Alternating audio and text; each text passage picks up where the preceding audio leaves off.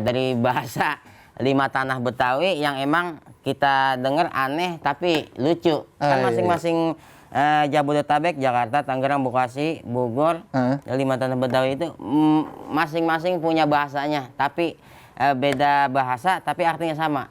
Oh, gitu. Oke. Ya, paham. Paham ya. Tapi iya kayak ujian nih. Jadi Ini aneh banyak ini banget ujian. buku, saya bingung.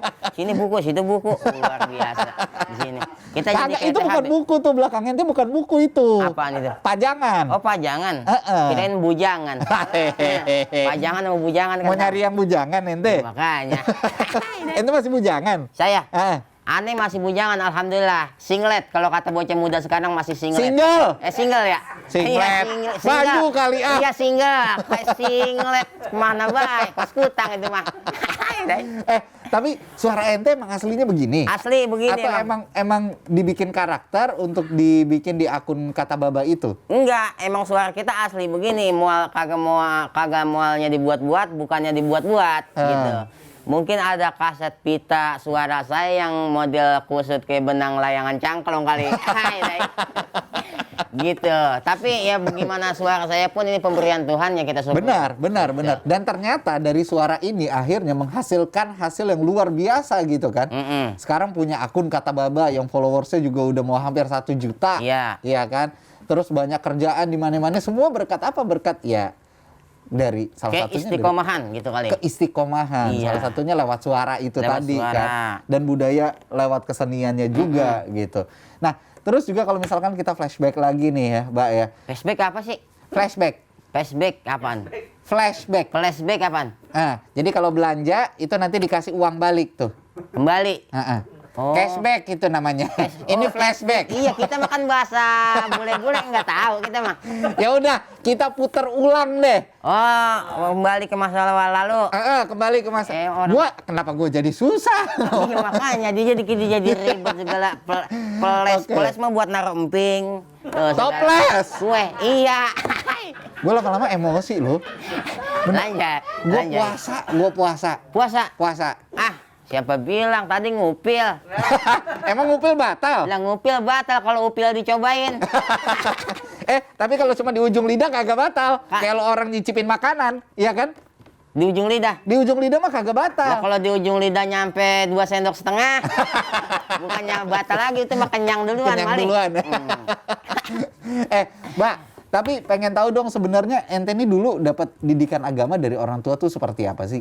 Kalau didikan agama kita emang ya sedikit banyak ya ilmu agama sendiri nggak begitu kita paham luas ya, karena ilmu agama kan luas. Tapi yang pokok-pokoknya aja kita kayak toharoh itu yang model perukunan, ya itu kita kudu tahu dah. Namanya anak kampung zaman dulu itu setiap habis maghrib pasti dimakan taklim. Setiap habis asar pasti dimakan musolah gitu. Ya intinya banyak dikit kita kudu paham ilmu agama.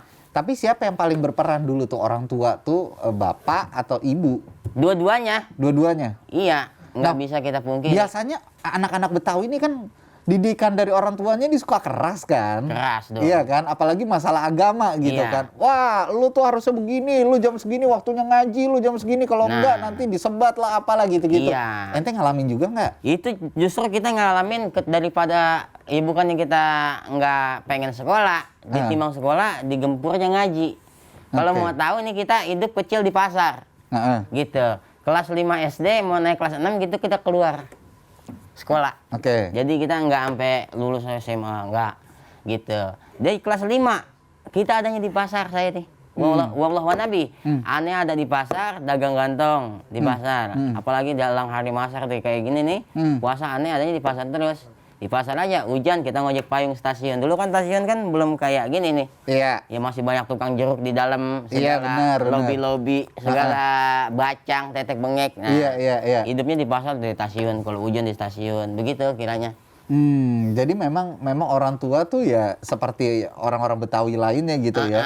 Ngasih didikan untuk agama tuh keras gitu ke anaknya gitu. Ya. Terus apa yang ente rasain dari didikan orang tua itu sampai sekarang? Ya berasanya sekarang itu untung gua ngaji. Coba gua kagak ngaji, gua ke sekolah. gitu. Belangsak bisa, gitu. Emang sekarang nggak belangsak? Hah? Emang sekarang ya nggak belangsak sekarang mah. Tukang bikin kesel orang mulu kita.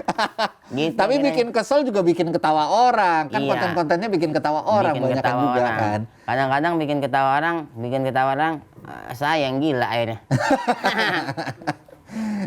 Tapi akhirnya dulu tuh suka ikut taklimnya tuh di mana? Di lingkungan atau emang ada guru ngaji khusus datang ke rumah atau gimana sih? Kalau guru ngaji khusus emang kita dulu ngaji khusus.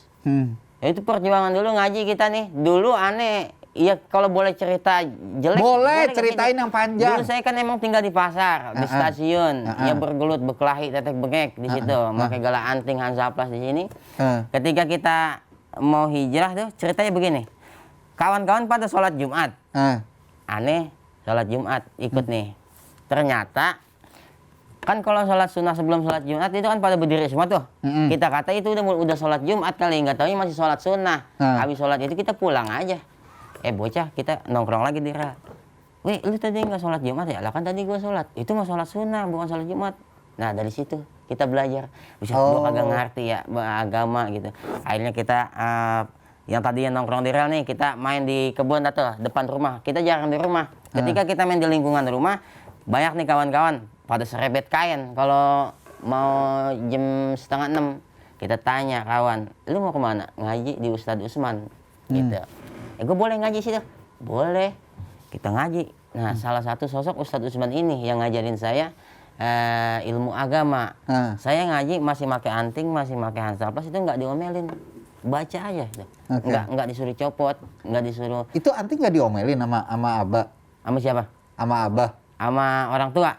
Nah, makanya kan kita tinggalnya di pasar jarang daripada di rumah.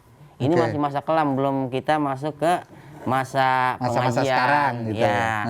Ketika kita udah masuk pengajian, baru itu berubah dengan sendirinya, gitu.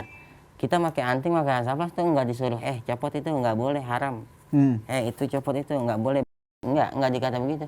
Tapi kita tetap ngaji, ini nggak copot. Dia nggak nyuruh nyopot, dia nggak nyuruh nyopot Hansaplas. Dengan sendirinya saya nyopot. Karena malu sendiri akhirnya. Nah, iya. Ternyata dakwah itu benar-benar ud'u ila sabili rabbika bil hikmah. Gitu kiranya. Oke, jadi memang akhirnya berawal ngaji itu dari kemauan sendiri, ngikut ngelihat dari teman-teman yang tadinya sholat Jumat gitu kan ya. Ente kira sholat Jumat nggak taunya sholat sunnah. Iya. Akhirnya terjun dah ke situ. Kita terjun. Kita ngaji juga dah daripada kita lama-lama dalam kebodohan, begitu kiranya. Nah, tapi kan zaman kita dulu nih kalau kita lagi sama orang tua, zaman kita kecil, orang tua kan suka marah-marahin kita atau ngomel-ngomelin kita tuh suka ngasih petua-petua, ngasih omongan-omongan. Nah, ada nggak omongan dari orang tuanya Baba gitu ya, yang akhirnya bikin ente sendiri nih terngiang gitu. Oh, iya bener juga ya omongannya ya. Atau masih terus teringat gitu sampai sekarang? Kata-kata orang tua yang nggak bisa kita lupa itu sukses manfaat jadikan tujuan. Sukses nggak mesti jadi orang kaya, manfaat nggak mesti jadi orang pangkat. Begitu. Maksudnya, lu sukses nggak mesti jadi orang kaya. Da apa-apa yang lu perbuat selama hidup lu, selagi itu berjalan lancar dan berhasil, nah itu sukses. Kalau masalah hasil ekonominya begini-begini, itu bukan jadi tujuan gitu. Makanya sukses nggak mesti jadi orang kaya. Manfaat nggak mesti jadi orang pangkat. Lu kagak sekolah, namanya lu sampai SD, lu bisa manfaatkan nih buat orang lain. Alhamdulillah, kita punya sanggar, kita ngajar silat, kita ya macem-macem dah, lain sebagainya gitu. Tapi pengen nggak kaya?